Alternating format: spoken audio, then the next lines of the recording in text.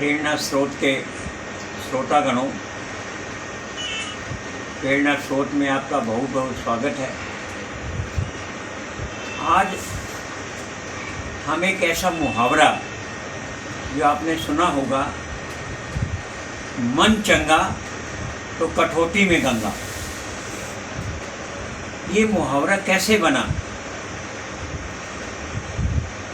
अगर मन साफ है तो सब कुछ ठीक है। तो रैदास जी जो बनारस में रहते थे, उनकी एक जूता बनाने की, जूता सिलाई करने की दुकान थी। उनकी दुकान के आगे से रोज लोग गंगा स्नान को जाते। तो एक बार एक भगत से कहा, जो स्नान करने जा रहा था, कि भाई मेरा भी 1 टका गंगा मैया को चढ़ा देना।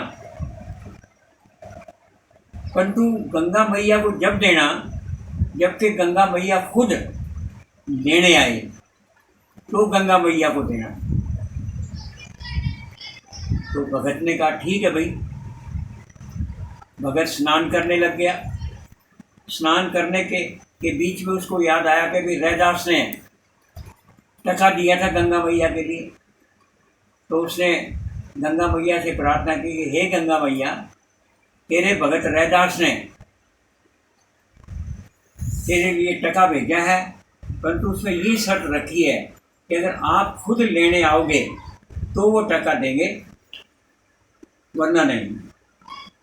तो उसी समय गंगा मैया प्रकट हुई और अपने हाथों से टका स्वीकार किया और ये कहा कि 1 मिनट ठहर, मैं अभी आती हूँ। तो एक सोने का हस्तबंध, एक सोने का कड़ा लेकर के आई और कहा कि ये रैदास को दे देना, जिससे सबूत भी रहेगा कि भी मैंने उसका उपहार स्वीकार कर लिया। तो जाते हुए भगत ने रैदास को कहा, भी गंगा मैया तेरे पर बड़ी भेंट दी है, ये सोने का कंगन दिया है। तो उसने उसके लिए पैसे का क्या महत्व था रैदास के लिए? वो तो भगत आदमी था। उससे वो सोने का कंगन उठा करके घर में ले जा करके अलमारी पर रख दिया। राजा के बेटी की शादी थी, सभी लोग बड़े बड़े उपहार दे रहे थे। अब रैदास की पत्नी के पास तो उपहार देने को कुछ था नहीं। तो सोने की कंगन की याद आई और सोने का कंगन लेकर के राजा की बेटी के शादी में उपहार के रूप में दे दिया। जब वो बिटिया राजकुमारी अपने ससुराल गई तो सोने को कंगन की बड़ी प्रशंसा हुई। भाई इस जैसा सोने का कंगन तो कई दुनिया में देखा ही नहीं हमने।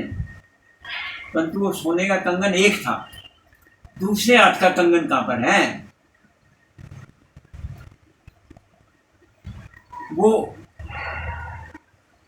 लाया जाए।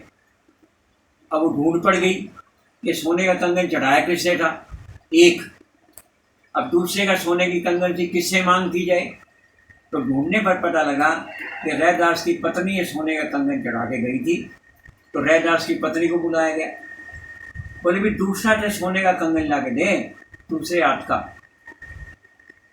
तब तेरे को ये ठीक नहीं आ रहा है, आ रहा है ठीक, तब तेरे को माना जाएगा, वरना तेरे को सजा मिलेगी। अब वो रैदास की पत्नी चिंतित हो गई। उसने अपने पति को बताया।